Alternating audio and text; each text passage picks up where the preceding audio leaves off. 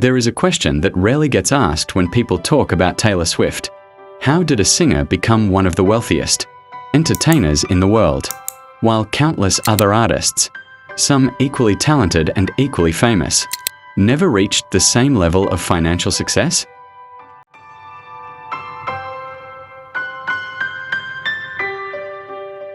Most people assume the answer is simple. They point to her music, her loyal fan base, or her record-breaking tours. Those factors certainly matter, but they don't fully explain why Taylor Swift became a billionaire. The real answer lies in something far less glamorous than sold-out stadiums and chart-topping songs: ownership. In fact, Taylor Swift's rise to billionaire status may be one of the clearest examples of a timeless business principle. Creating value is important, but owning value is even more important.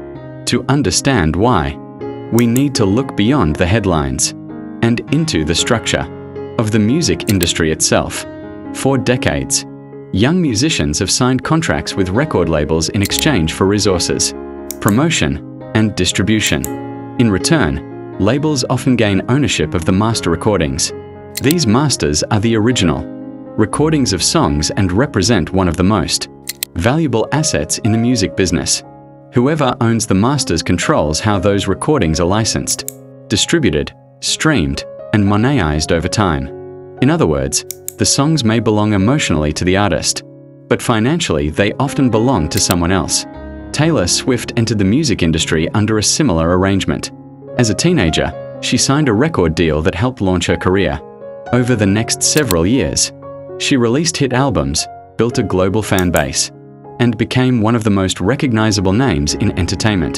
To the public, it looked like she owned her success. But ownership and success are not always the same thing.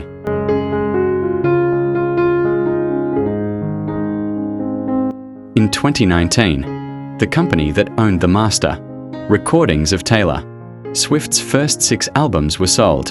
Along with the company came the rights to some of the most important music she had ever created. Suddenly, the songs that had defined her career were controlled by someone else. Many artists would have accepted the situation. Some would have tried to negotiate. Others might have spent years fighting in court. Taylor Swift chose a completely different path. Instead of trying to reclaim the past, she decided to recreate it. She announced that she would re-record her old albums and release them as new versions under her own control. At first glance, the idea sounded almost absurd. Why would anyone spend years reproducing music that already existed? Would fans really listen to the same songs again? Would the market accept it? These questions seemed reasonable. Yet they underestimated something that Taylor understood better than most executives. The true value of her music was not simply the recordings themselves. The true value was the relationship she had built with millions of fans. When the first re-recorded albums began to appear, fans embraced them enthusiastically. Songs that had already been successful years earlier suddenly found new life. Albums returned to the top of the charts. Streaming numbers surged. Media attention intensified. What appeared to be a defensive move quickly became a powerful business strategy. Rather than buying back an asset she did not own, Taylor effectively created a competing asset that she did own. More importantly, she convinced the market to follow her. This is what makes the story so fascinating from a business perspective. Most people think wealth comes from creating great products, but history repeatedly shows that wealth often comes from controlling great assets. A talented employee can generate enormous value for a company, yet the owners of the company usually capture the largest share of the financial rewards. The same principle applies across industries. The entrepreneur who owns the business often earns more than the worker who helps build it. The investor who owns the property often benefits more than the tenant who occupies it.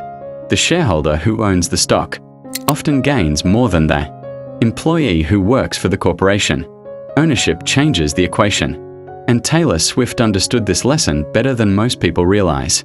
Her story is not merely about music. It is about leverage. Leverage is the ability to create results that extend beyond your direct effort. A song can be performed once and forgotten, but a song that you own can generate revenue for decades.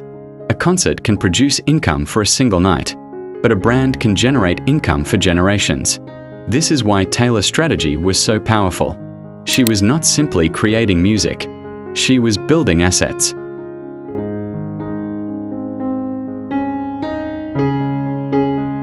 That philosophy became even more visible during the Eras Tour, one of the most successful concert tours in history. The tour generated extraordinary revenue, attracted millions of fans, and created economic activity far beyond the venues themselves. Hotels, restaurants, airlines, and local businesses all benefited from the influx of visitors.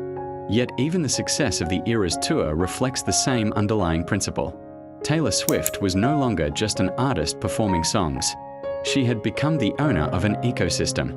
Music, merchandise, intellectual property, branding, touring, and fan engagement all worked together to reinforce one another.